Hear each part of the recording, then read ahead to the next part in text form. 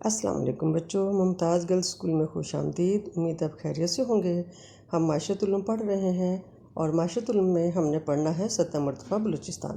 تو بچے سطح مرتفع بلوچستان کے بارے میں آپ کو اس ویڈیو میں دکھایا گیا ہے، ویڈیو کو غور سے کے بارے میں بات کرتے ہیں۔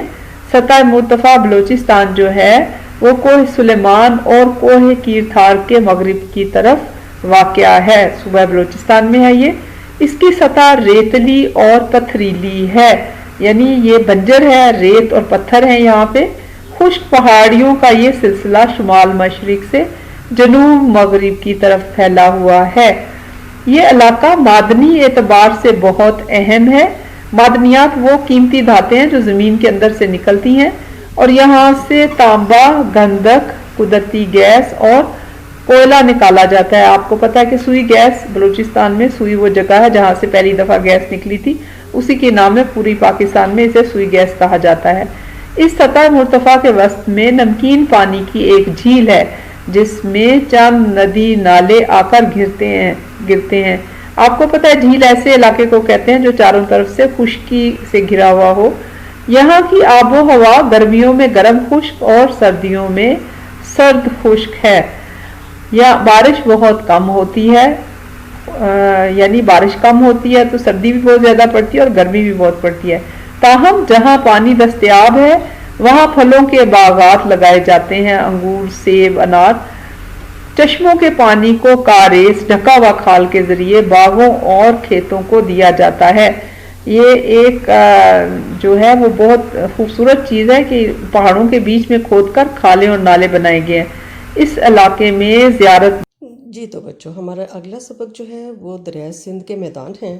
دریائے سندھ کے میدان کی بھی آپ کو بالائی میدان اور زیریں میدان دونوں کی جو ہے ویڈیو دکھائی جائے گی۔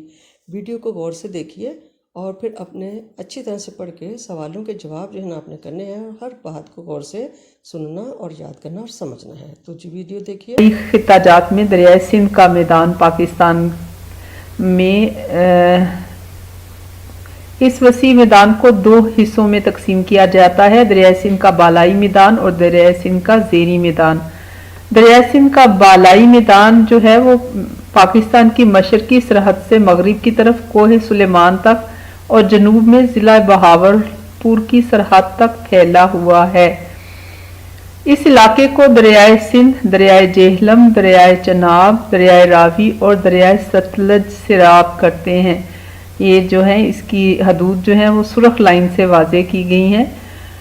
یہ میدان دریاؤں کی لائی ہوئی زرخیز اور نرم مٹی سے بنا ہے۔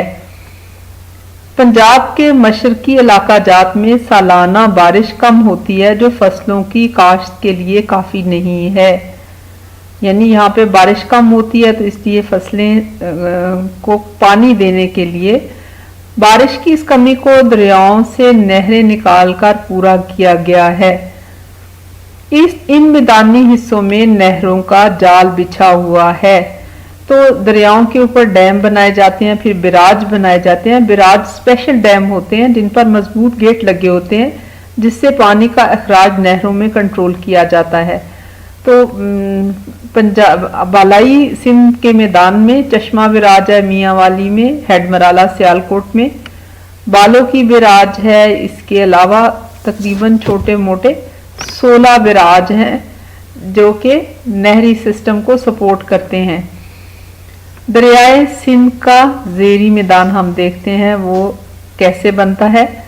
تو دریائے صوبہ پنجاب کا جنوبی حصہ اور صوبہ سندھ دریائے سندھ کا زیریں میدان کہلاتا ہے، یعنی زیریں کا مطلب ہوتا ہے نیچے۔ تو اگر ہم شمال سے نیچے جنوب کی طرف آئیں تو اوپر بالائی ہے اور نیچے زیریں ہے۔ یہ بھی ہموار میدان ہے، اس علاقے کو دریائے سندھ سیراب کرتا ہے۔ اس میدانی علاقے کا شمالی حصہ جنوبی حصے کی نسبت بلند ہے۔ گدو، سکھر اور کوٹری کے قریب دریائے سندھ پر بند باندھ کر بہت سی نہریں نکالی گئی ہیں۔ سندھ میں 3 بیراج ہیں۔ بیراج سے نہروں میں پانی کا اخراج کنٹرول کیا جاتا ہے، گدو، سکھر اور کوٹری۔